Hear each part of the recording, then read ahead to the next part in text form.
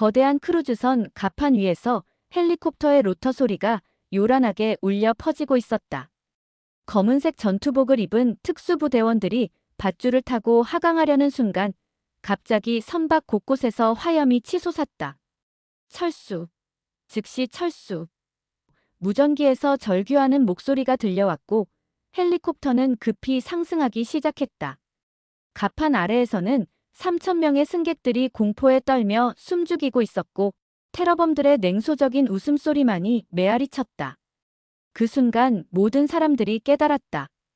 이번만큼은 기존의 방식으로는 절대 해결할 수 없다는 것을. 안녕하세요. 저는 미군 태평양 사령부에서 18년간 복무해온 데이비드 톰슨 대령입니다. 그동안 수많은 작전을 지휘하며 위기를 해결해왔지만 2024년 11월에 벌어진 그 사건만큼은 정말 절망적이었습니다.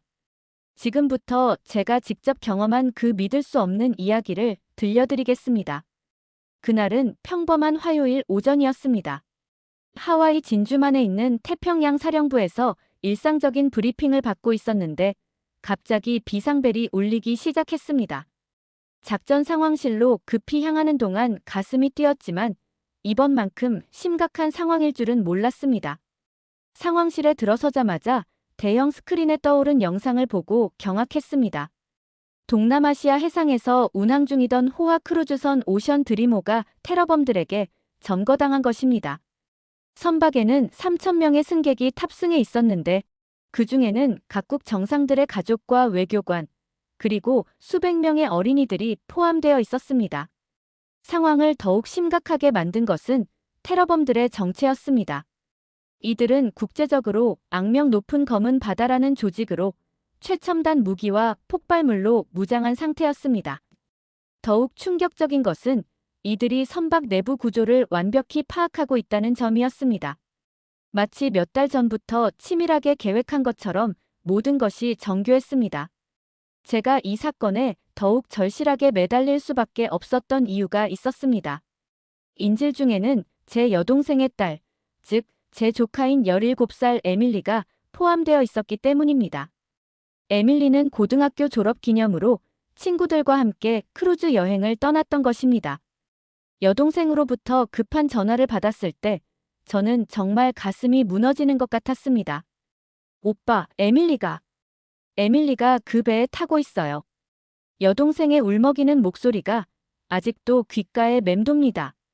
그 순간 저는 단순한 군 장교가 아니라 한 가족의 일원으로서 이 상황을 바라보게 되었습니다. 태평양 사령부의 최고 지휘관인 윌리엄 해리스 대장이 긴급 회의를 소집했습니다. 회의실에는 각 분야의 최고 전문가들이 모였지만 모든 사람의 얼굴이 어두웠습니다. 이전에 경험해 본 적이 없는 전혀 새로운 유형의 위기였기 때문입니다. 상황을 정확히 파악해보자. 해리스 대장의 차분한 목소리가 긴장된 회의실에 울려 퍼졌습니다. 정보 담당관이 상세한 브리핑을 시작했습니다. 테러범들은 총 10명 정도로 추정되며 이들은 선박 내부의 주요 지점들을 완벽하게 장악하고 있었습니다. 더욱 심각한 것은 이들이 승객들을 여러 구역에 분산시켜 놓아서 일괄적인 구출 작전이 불가능하다는 점이었습니다. 테러범들의 요구사항도 전례가 없을 정도로 복잡했습니다. 단순한 금전적 요구가 아니라 국제 정치적 사안들을 내세우고 있었는데 이는 협상을 통한 해결도 매우 어렵다는 것을 의미했습니다. 더욱이 이들은 72시간이라는 시한을 정해놓고 있었습니다. 저는 즉시 우리가 보유한 최고의 특수부대인 네이비실의 투입을 건의했습니다. 하지만 초기 정찰 결과는 절망적이었습니다. 테러범들이 선박 외부에 대공 무기를 설치해 놓았고 내부에는 첨단 감지 장비들이 촘촘히 배치되어 있었습니다. 어떤 방향에서 접근하더라도 즉시 발각될 수밖에 없는 상황이었습니다. 그날 밤 저는 한숨도 자지 못했습니다. 에밀리의 얼굴이 계속 떠올랐고 여동생의 절망적인 목소리가 귓가를 맴돌았습니다. 18년간 군 복무를 하면서 수많은 위기 상황을 겪어봤지만 이렇게 무력감을 느낀 적은 없었습니다. 다음 날 아침, 드디어 네이비실의 1차 작전이 시작되었습니다. 저는 작전지 휘소에서 실시간으로 상황을 지켜보고 있었는데 처음에는 순조로워 보였습니다. 정예 대원들이 수중으로 접근하여 선박 하부에 도달하는 것까지는 성공했습니다. 하지만 선박 내부로 침투를 시도하는 순간 모든 것이 틀어졌습니다. 테러범들이 설치한 수중 감지 센서가 작동했고 갑자기 선박 하부에서 폭발이 일어났습니다. 다행히 대원들은 무사했지만 작전은 완전히 노출되고 말았습니다. 더욱 충격적인 것은 테러범들이 즉시 보복으로 승객 10명을 갑판으로 끌고 나와 위협을 가했다는 점이었습니다. 그 순간 저는 정말 절망했습니다. 우리의 구출 시도가 오히려 상황을 악화시킨 것입니다. 테러범들은 냉정하게 계산된 메시지를 보내왔습니다. 앞으로 어떤 접근 시도든 즉시 승객들의 생명으로 대가를 치르게 될 것이다. 해리스 대장은 즉시 국제공조를 요청했습니다. 이 문제는 미군 단독으로 해결하기에는 너무 복잡하고 위험했기 때문입니다. 첫 번째로 연락을 취한 것은 영국이었습니다. 영국의 SAS는 세계적으로 인정받는 대테러 특수부대였기 때문에 큰 기대를 했습니다. 영국군 지휘관과의 화상회의에서 그들의 자신감은 대단했습니다. 우리는 이런 상황에 대한 풍부한 경험이 있습니다. 헬리콥터를 이용한 상부 침투로 문제를 해결하겠습니다. SAS 대대장의 목소리에는 확신이 넘쳤습니다. 하지만 저는 이미 불안한 예감이 들었습니다. 테러범들이 그런 뻔한 접근을 예상하지 못할 리 없었기 때문입니다. 과연 제 우려가 맞았습니다. 영국군 헬리콥터가 선박에 접근하는 순간 선박 상부에서 대공 미사일이 발사되었습니다. 헬리콥터는 간신히 회피했지만 작전은 완전히 실패로 돌아갔습니다. 더욱 충격적인 것은 영국군의 시도 이후 테러범들의 반응이었습니다. 이들은 승객 중 어린이 5명을 갑판으로 끌고 나와 전 세계에 생중계로 위협을 가했습니다. 그 장면을 본 순간 저는 정말 분노와 절망감이 동시에 밀려왔습니다. 이번에는 프랑스의 도움을 요청했습니다. 프랑스 해군 특수부대는 잠수함을 이용한 은밀한 접근을 제안했습니다. 우리는 핵잠수함으로 완전히 탐지되지 않는 접근이 가능합니다. 프랑스 지휘관의 계획은 나름 정교해 보였습니다. 하지만 결과는 마찬가지였습니다. 테러범들은 선박 하부에 소나 감지 장비까지 설치해 놓았던 것입니다. 프랑스 잠수함이 일정 거리 내로 접근하자마자 즉시 탐지되었고 테러범들은 또다시 승객들에게 위해를 가하겠다고 위협했습니다. 저는 점점 절망적인 기분이 들었습니다. 세계 최고라고 자부하는 특수부대들이 연달아 실패하고 있었고 시간은 계속 흘러가고 있었습니다. 더욱이 각 실패마다 테러범들의 경계심만 높아지고 있어서 상황은 더욱 악화되고 있었습니다. 독일에도 지원을 요청했습니다. 독일의 GS지구는 특히 첨단 기술을 활용한 작전으로 유명했습니다. 우리는 최신 드론 기술과 AI 분석 시스템을 활용하겠습니다. 독일 팀의 제안은 기술적으로 매우 인상적이었습니다. 하지만 이들 역시 근본적인 한계를 벗어나지 못했습니다. 아무리 첨단 기술을 동원하더라도 물리적 접근이라는 기본 틀에서는 벗어날 수 없었기 때문입니다. 독일의 무인 드론들이 선박에 접근하자 테러범들은 즉시 전자기 교란 장치를 작동시켜 모든 드론을 무력화시켜버렸습니다. 가장 충격적이었던 것은 일본 자위대의 시도였습니다. 일본은 자국의 기술력을 과시하려는 듯 최첨단 로봇 부대를 파견했습니다. 우리의 로봇 기술은 세계 최고 수준입니다. 인간이 할 수 없는 일도 가능합니다. 일본 지휘관의 자신감은 하늘을 찔렀습니다. 하지만 결과는 참담했습니다. 일본의 자랑스러운 로봇들이 선박에 접근하자마자 테러범들에 의해 하나씩 파괴되기 시작했습니다. 더욱 굴욕적인 것은 테러범들이 파괴된 로봇의 부품들을 승객들 앞에서 조롱하듯 전시했다는 점이었습니다. 이렇게 이틀이 지났습니다. 세계 각국의 최정예 부대들이 모두 실패했고 시간은 점점 촉박해지고 있었습니다. 테러범들이 정한 72시간의 시한이 하루도 채 남지 않은 상황이었습니다. 저는 정말 막막했습니다. 에밀리를 구할 수 있는 방법이 전혀 보이지 않았기 때문입니다. 그때 예상치 못한 연락이 들어왔습니다. 한국군에서 구조작전에 참여하고 싶다는 의사를 전해온 것입니다. 처음에는 솔직히 의외였습니다. 미국, 영국, 프랑스, 독일, 일본이 모두 실패한 상황에서 한국이 무엇을 할 수 있을까 하는 의문이 들었기 때문입니다. 하지만 해리스 대장은 다른 생각이었습니다. 지금 상황에서는 어떤 가능성이라도 검토해봐야 한다. 더 이상 잃을 것도 없지 않은가. 대장의 말에 일리가 있었습니다. 기존의 모든 방법이 실패한 마당에 새로운 접근법이 필요했습니다. 한국군에서 보내온 제안서를 읽어보는 순간 저는 정말 놀랐습니다. 이들이 제시한 방법은 기존의 물리적 침투나 기술적 우위와는 완전히 다른 것이었습니다. 심리적 침투라는 전혀 새로운 개념이었습니다. 제안서에 따르면 테러범들을 직접 공격하는 것이 아니라 이들의 심리 상태를 분석하여 내부 분열을 유도한다는 것이었습니다. 테러 조직 내부의 위계 질서와 개인적 갈등을 파악하여 그들 스스로 무너지게 만든다는 전략이었습니다. 처음에는 다소 허무맹랑하게 들렸습니다. 하지만 제안서를 자세히 읽어보니 나름의 논리가 있었습니다. 한국이 70년간 북한과 대치하면서 축적한 심리전과 정보전의 노하우가 바탕이 된 것이었습니다. 물리적 충돌보다는 상대방의 마음을 읽고 흔드는 방식에 특화되어 있다는 설명이었습니다. 해리스 대장은 한국팀을 즉시 초청하기로 결정했습니다. 더 이상 잃을 시간이 없다. 한국군의 제안을 직접 들어보자. 그렇게 급히 한국에서 특수작전팀이 파견되었습니다. 이틀 후 하와이 공항에 한국군 수송기가 도착했습니다. 저는 직접 공항으로 마중을 나갔는데 한국팀의 모습이 예상과는 달랐습니다. 거대한 장비나 무기 대신 간단한 분석 장비들만 가져온 것이었습니다. 팀장인 박민수 중령이 제일 먼저 제게 다가왔습니다. 40대 중반으로 보이는 차분한 인상의 군인이었는데 뭔가 학자 같은 분위기가 물씬 풍겼습니다. 안녕하세요, 대령님. 한국 해군 특수전전단의 박민수입니다. 그의 영어는 유창했고 목소리에는 묘한 자신감이 배어 있었습니다. 함께 온 팀원들도 인상적이었습니다. 심리학 박사 출신인 김소영 소령은 30대 초반의 여성 장교로 테러리스트 심리 분석 전문가였습니다.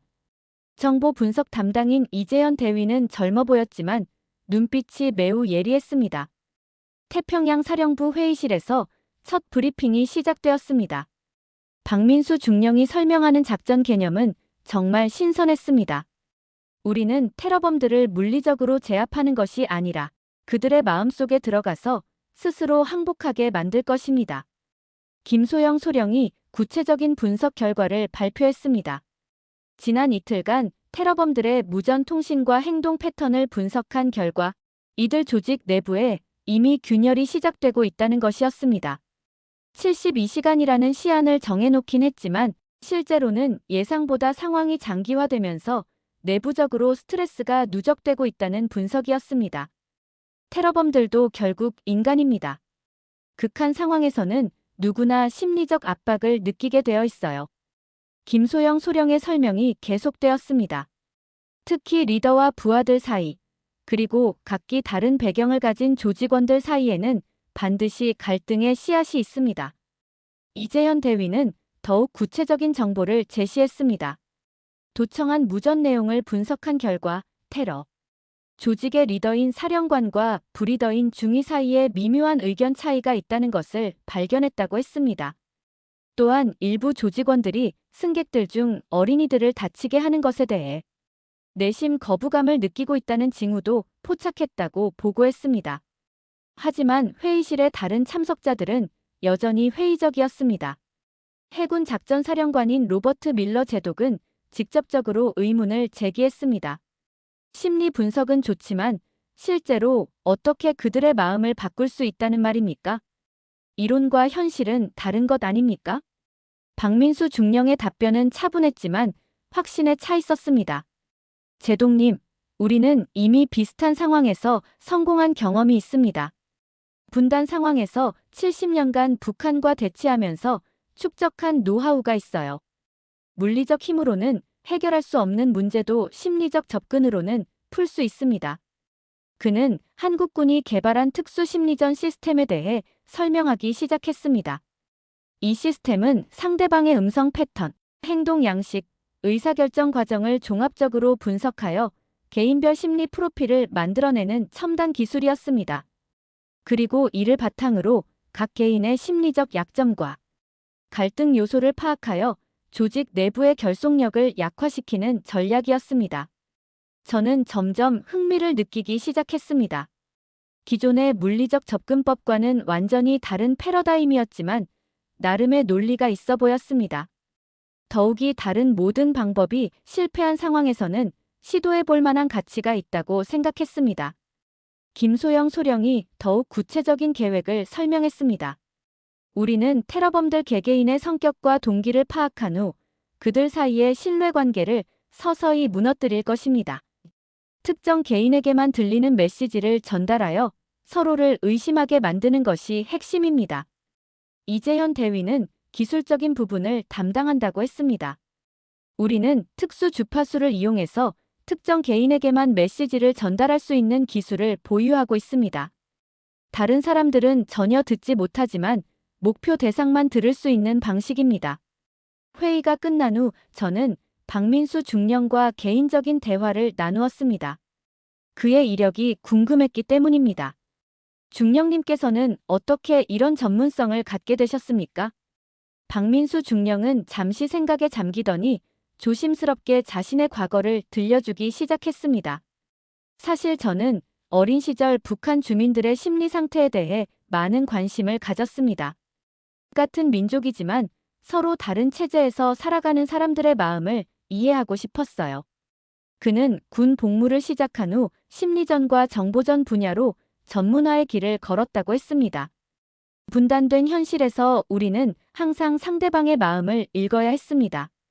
물리적 충돌보다는 심리적 우위를 통해 문제를 해결하는 것이 더 중요했어요. 특히 인상적이었던 것은 그가 미국 유학 시절의 경험을 언급한 부분이었습니다. 미국에서 공부할 때 서구식 군사 전략을 배웠지만 동시에 우리만의 독특한 접근법이 있다는 것도 깨달았습니다. 한국의 정서와 경험이 만들어낸 특별한 방식이죠. 다음 날부터 본격적인 작전이 시작되었습니다. 한국팀은 먼저 테러범들의 무전통신을 더욱 정밀하게 분석하기 시작했습니다. 김소영 소령이 주도하는 심리 분석팀은 각 테러범의 음성 패턴과 발언 내용을 통해 개인별 성격과 스트레스 수준을 파악해 나갔습니다. 며칠간의 분석 결과는 놀라웠습니다. 테러 조직의 리더인 사령관은 카리스마 있지만 동시에 의심이 많은 성격이었고 브리더인 중위는 실용적이지만 리더에 대한 불만이 쌓여 있는 상태였습니다. 또한 조직원들 중 일부는 이미 피로감과 불안감에 시달리고 있다는 것을 확인할 수 있었습니다. 이재현 대위는 이런 분석 결과를 바탕으로 구체적인 심리전 계획을 수립했습니다. 첫 번째 목표는 사령관과 중위 사이의 갈등을 증폭시키는 것이었습니다. 특수 주파수를 이용해서 중위에게만 들리는 메시지를 전달하여 사령관이 그를 의심하고 있다는 느낌을 주는 것이었습니다. 첫 번째 시도가 실행되었습니다. 이재현 대위가 특수 장비를 조작하여 매우 미묘한 주파수의 메시지를 전송했습니다. 사령관이 내 충성도를 의심하고 있다. 조심해라. 이 메시지는 중위에게만 들리도록 정교하게 계산되었습니다. 처음에는 별다른 반응이 없는 것 같았습니다. 하지만 몇 시간 후 무전통신을 분석한 결과 중위의 음성 패턴에 미묘한 변화가 감지되었습니다. 김소영 소령은 이것이 심리적 불안감이 증가한 징후라고 분석했습니다. 다음 단계는 더욱 정교했습니다. 이번에는 사령관에게 중위가 은밀히 다른 조직원들과 접촉하고 있다는 느낌을 주는 메시지를 전달했습니다. 내 부하가 뒤에서 음모를 꾸미고 있는 것 같다. 이런 식으로 서로에 대한 의심을 조금씩 키워나가는 전략이었습니다. 며칠이 지나자 효과가 나타나기 시작했습니다. 사령관과 중위 사이의 무전 대화가 점점 날카로워지는 것을 확인할 수 있었습니다. 처음에는 작전상 의견 차이 정도였지만 점차 서로에 대한 불신이 드러나기 시작했습니다. 왜 자꾸 내 지시에 반대하는 거야? 사령관의 목소리에 짜증이 섞여 있었습니다. 중위의 대답도 예전처럼 순종적이지 않았습니다. 상황이 계획과 다르게 흘러가고 있지 않습니까? 좀 더 신중하게 접근해야 하는 것 아닙니까? 김소영 소령은 이런 변화를 면밀히 관찰하며 다음 단계를 준비했습니다. 이제 조직원들 개개인에게 접근할 때입니다. 리더들 사이의 갈등이 합으로 전파되도록 유도해야 해요. 가장 효과적인 대상은 워리어라는 코드명을 가진 조직원이었습니다. 그는 무전 내용을 분석한 결과 다른 조직원들에 비해 상대적으로 온건한 성향을 보였고, 특히 승객들 중 어린이들에 대해서는 연민을 느끼고 있는 것 같았습니다. 이재현 대위가 워리어에게 보낸 메시지는 매우 조심스럽게 구성되었습니다. 내가 생각하는 것이 옳다. 무고한 아이들을 다치게 하는 것은 잘못된 일이야. 너만 그런 생각을 하는 게 아니다. 이런 식으로 그의 내면에 있던 갈등을 증폭시키는 방향으로 접근했습니다. 놀랍게도 워리어는 이런 메시지에 반응을 보이기 시작했습니다. 다른 조직원과의 대화에서 미묘하게 작전에 대한 의문을 표하기 시작한 것입니다. 우리가 정말 옳은 일을 하고 있는 건가? 같은 발언들이 포착되었습니다. 하지만 여전히 상황은 위험했습니다. 테러범들이 정한 시한이 거의 다가오고 있었고, 아직 결정적인 돌파구는 보이지 않았습니다. 더욱이 일부 조직원들은 오히려 더욱 강경한 입장을 보이고 있어서 자칫하면 상황이 더 악화될 수도 있었습니다. 그때 박민수 중령이 과감한 결정을 내렸습니다. 이제 직접적인 접촉을 시도해 보겠습니다. 워리어와 1대1 대화를 시도하겠어요. 이는 매우 위험한 도박이었습니다. 만약 발각된다면 모든 계획이 수포로 돌아갈 수 있었기 때문입니다. 박민수 중령은 특수통신 장비를 이용해서 워리어에게만 들리는 개인적인 메시지를 보내기 시작했습니다. 나는 당신과 같은 마음을 가진 사람입니다. 당신이 지금 느끼고 있는 갈등을 이해해요. 함께 이 상황을 평화롭게 해결할 방법을 찾아보지 않겠습니까? 처음에는 워리어가 당황하는 것 같았습니다. 누구야? 어떻게 내게만 말을 거는 거야? 하지만 박민수 중령은 차분하게 계속 대화를 이어갔습니다. 저는 한국에서 온 사람입니다. 당신들과 싸우려는 게 아니라 대화하려고 왔어요. 한국. 워리어의 목소리에 의외라는 감정이 섞여 있었습니다. 왜 한국 사람이 여기에? 박민수 중령은 이 기회를 놓치지 않았습니다. 우리는 다른 나라들과 다릅니다. 힘으로 해결하려고 하지 않아요. 대화를 통해 서로 이해하려고 합니다. 몇 시간에 걸친 대화 끝에 워리어는 점차 마음을 열기 시작했습니다. 그는 자신이 왜 이 조직에 가입하게 되었는지, 그리고 지금 어떤 갈등을 느끼고 있는지를 털어놓기 시작했습니다. 처음에는 정의로운 일이라고 생각했어요. 하지만 무고한 사람들을 위협하는 것은 옳지 않다는 생각이 들어요. 박민수 중령은 이런 그의 마음을 공감하며 조심스럽게 설득을 시작했습니다. 당신이 옳다고 생각합니다. 진정한 용기는 잘못된 길에서 돌아서는 것이에요. 당신이 다른 동료들도 설득할 수 있다면 모든 사람이 다치지 않고 이 일을 끝낼 수 있습니다. 며칠간의 심리전이 드디어 결실을 맺기 시작했습니다. 워리어가 다른 조직원들과 은밀히 접촉하면서 조직 내부의 분위기가 변하기 시작한 것입니다. 특히 젊은 조직원들 중 몇 명이 워리어의 말에 동조하기 시작했습니다. 가장 극적인 순간은 사령관과 중위 사이에 공개적인 갈등이 터졌을 때였습니다. 며칠간 쌓인 서로에 대한 불신이 폭발한 것입니다. 내가 나를 배신하려고 하는 거야. 사령관의 분노한 목소리가 무전을 타고 들려왔습니다. 무슨 소리야? 나는 처음부터 이 작전이 잘못됐다고 생각했어. 중위도 더 이상 참지 않고 맞받아쳤습니다. 이들 사이의 갈등은 다른 조직원들에게도 큰 충격을 주었습니다. 단결된 것처럼 보였던 조직이 순식간에 분열되기 시작한 것입니다. 김소영 소령은 이 기회를 놓치지 않았습니다. 분열된 조직원들 개개인에게 맞춤형 메시지를 보내기 시작했습니다. 지금이 올바른 선택을 할 기회다. 더 이상 잘못된 리더를 따를 필요 없다. 평화로운 해결을 원한다면 용기를 내라 같은 메시지들이었습니다. 드디어 결정적인 순간이 왔습니다. 워리어가 다른 동조자들과 함께 공개적으로 사령관에게 항의하기 시작한 것입니다. 우리는 더 이상 이런 식으로 할 수 없어요. 무고한 사람들을 놓아주고 평화롭게 항복합시다. 사령관은 분노했지만 이미 조직의 과반수가 워리어 편에 서 있었습니다. 설상가상으로 중위마저 워리어가 옳다며 사령관에게 등을 돌렸습니다. 완전히 고립된 사령관은 더 이상 버틸 수 없었습니다. 마침내 놀라운 일이 벌어졌습니다. 테러범들이 내부에서 스스로 항복을 결정한 것입니다. 워리어가 대표로 나서서 우리는 무기를 내려놓고 승객들을 안전하게 놓아주겠다는 메시지를 보내왔습니다. 작전지 휘소에 있던 모든 사람들이 믿을 수 없다는 표정이었습니다. 그 어떤 물리적 공격도 없이 단 한 명의 사상자도 내지 않고 문제가 해결된 것입니다. 저는 정말 감격했습니다. 에밀리를 비롯한 모든 승객들이 무사히 구출될 수 있게 된 것입니다. 항복 과정도 매우 순조로웠습니다. 한국팀의 지휘하에 테러범들은 질서정연하게 무기를 내려놓았고 승객들은 안전하게 구조되었습니다. 특히 인상적이었던 것은 워리어를 비롯한 일부 테러범들이 승객들에게 직접 사과하는 모습이었습니다. 에밀리와 다시 만났을 때의 감격은 말로 표현할 수 없었습니다. 삼촌, 정말 무서웠어요. 하지만 괜찮아요. 에밀리의 밝은 미소를 보는 순간 그동안의 모든 고생이 보상받는 기분이었습니다. 여동생도 전화를 통해 눈물을 흘리며 감사 인사를 전했습니다.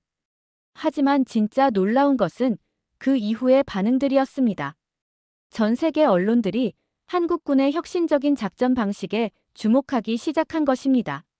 물리적 힘이 아닌 심리적 접근으로 완벽한 성공을 거둔 전례 없는 사례라는 헤드라인들이 쏟아져 나왔습니다. 가장 충격적이었던 것은 미국 내부의 반응이었습니다. 펜타곤에서 긴급회의가 소집되었는데 이번에는 한국군의 능력을 인정하지 않을 수 없는 분위기였습니다. 로버트 밀러 제독을 비롯해 처음에 회의적이었던 인사들이 모두 한국팀에 대해 찬사를 보냈습니다. 우리는 완전히 새로운 패러다임을 목격했습니다. 해리스 대장의 말이 모든 것을 요약했습니다. 21세기 안보 환경에서는 기존의 물리적 접근법만으로는 한계가 있다는 것을 깨달았어요. 한국군이 보여준 심리적 접근법이야말로 미래형 작전 방식이라고 생각합니다. 박민수 중령과의 마지막 대화도 인상적이었습니다. 중령님, 정말 대단한 성과를 거두셨습니다. 어떻게 이런 결과가 가능했을까요? 제 질문에 그는 겸손하게 답했습니다. 사실 특별한 비법이 있는 건 아닙니다. 다만 우리는 상대방도 우리와 같은 인간이라는 점을 잊지 않았어요. 적이라고 해서 무조건 증오하거나 파괴할 대상으로만 보지 않고 대화하고 이해할 수 있는 존재로 접근했습니다. 그는 이어서 한국의 특수한 경험에 대해 설명했습니다. 우리는 분단이라는 특수한 상황에서 70년간 같은 민족인 북한 주민들과 대치해왔습니다. 그 과정에서 단순한 군사적 대립을 넘어서 상대방의 마음을 이해하려는 노력을 계속해왔어요. 그런 경험이 이번 작전에 큰 도움이 되었습니다. 김소영 소령도 흥미로운 관점을 제시했습니다. 서구의 군사 전략은 주로 물리적 우위를 바탕으로 합니다. 하지만 아시아, 특히 한국의 접근법은 다릅니다. 상대방의 마음을 읽고 공감하는 것을 중시해요. 이런 문화적 차이가 이번 성공의 배경이 되었다고 생각합니다. 이재현 대위는 기술적인 측면을 강조했습니다. 물론 첨단 기술도 중요했습니다. 하지만 기술은 도구일 뿐이에요. 진짜 중요한 것은 그 기술을 어떤 철학으로 사용하느냐입니다. 우리는 기술을 파괴가 아닌 소통의 수단으로 활용했어요. 사건이 해결된 후 며칠 뒤 백악관에서 특별 감사식이 열렸습니다. 대통령이 직접 한국팀에게 감사 인사를 전하는 자리였습니다. 한국군이 보여준 혁신적 접근법은 앞으로 우리의 안보 전략에 큰 변화를 가져올 것입니다. 진정한 동맹국으로서 한국과의 협력을 더욱 강화하겠습니다. 대통령은 특히 박민수 중령에게 개인적인 감사를 표했습니다. 중령님의 지혜와 용기 덕분에 3,000명의 생명을 구할 수 있었습니다. 이는 단순히 한국과 미국의 성공이 아니라 인류 전체의 승리라고 생각합니다. 그 자리에서 미국 정부는 앞으로 한국과의 군사 협력을 대폭 확대하겠다고 발표했습니다. 특히 심리전과 정보전 분야에서 한국의 노하우를 적극 활용하겠다는 계획이었습니다. 또한 양국 특수부대 간의 정기적인 합동훈련과 기술 교류도 확대하기로 했습니다. 유럽 각국의 반응도 놀라웠습니다. 처음에 한국의 참여를 의아해했던 영국, 프랑스, 독일 등이 모두 한국의 성과를 인정하며 협력을 요청해왔습니다. 특히 NATO는 한국을 아시아 태평양 파트너로 격상시키며 더욱 긴밀한 관계를 맺고 싶다는 의사를 표명했습니다. 일본의 반응은 복잡했습니다. 처음에는 인정하기 어려워하는 분위기였지만 국제적인 찬사가 이어지자 결국 한국의 성과를 공식적으로 인정할 수밖에 없었습니다. 오히려 일본 측에서 먼저 한일 군사 협력 확대를 제안해왔습니다. 가장 의미 있었던 것은 유엔에서의 반응이었습니다. 유엔 안전보장이사회는 한국의 혁신적 작전 방식을 21세기형 평화유지 활동의 모델로 공식 인정했습니다. 앞으로 유엔 평화유지군 활동에도 한국의 심리전 노하우를 적극 활용하겠다는 결의안이 만장일치로 통과되었습니다. 개인적으로도 큰 변화가 있었습니다. 저는 이번 사건을 계기로 태평양 사령부 내에 새로 신설된 국제협력작전센터의 센터장으로 임명되었습니다. 한국을 비롯한 동맹국들과의 군사협력을 총괄하는 중요한 보직이었습니다. 박민수 중령과는 지금도 정기적으로 연락을 주고받고 있습니다. 그는 한국으로 돌아간 후 국방부 내에 심리전략연구소라는 새로운 조직을 만들어 연구를 계속하고 있습니다. 또한 미군과의 합동훈련을 정기적으로 실시하며 양국 군사협력의 새로운 모델을 만들어가고 있습니다. 에밀리는 이 사건을 계기로 국제관계학에 큰 관심을 갖게 되었습니다. 삼촌, 저도 나중에 외교관이 되어서 세계 평화에 기여하고 싶어요. 에밀리의 꿈을 들으며 저는 이번 사건이 단순히 한 번의 구조작전이 아니라 미래 세대에게도 큰 영감을 주는 사례가 되었다는 것을 깨달았습니다. 지금 돌이켜보면 이번 사건은 제 인생에서 가장 소중한 경험 중 하나였습니다. 절망적인 상황에서 새로운 희망을 발견했고 서로 다른 나라의 군인들이 진정한 동지가 될 수 있다는 것을 확인했습니다. 무엇보다 한국군의 뛰어난 능력과 철학을 직접 목격할 수 있어서 정말 값진 경험이었습니다. 앞으로도 한국과 미국 그리고 전 세계가 더욱 긴밀히 협력하여 평화로운 세상을 만들어 나갈 수 있기를 희망합니다. 이번 사건이 그런 미래를 여는 작은 시작점이 되었다면 정말 뜻깊은 일이라고 생각합니다. 오늘의 사연은 여기까지입니다. 구독, 좋아요는 영상 제작에 매우 큰 힘이 됩니다. 더 좋은 사연으로 찾아뵙겠습니다. 지금까지 아리랑튜브였습니다. 감사합니다.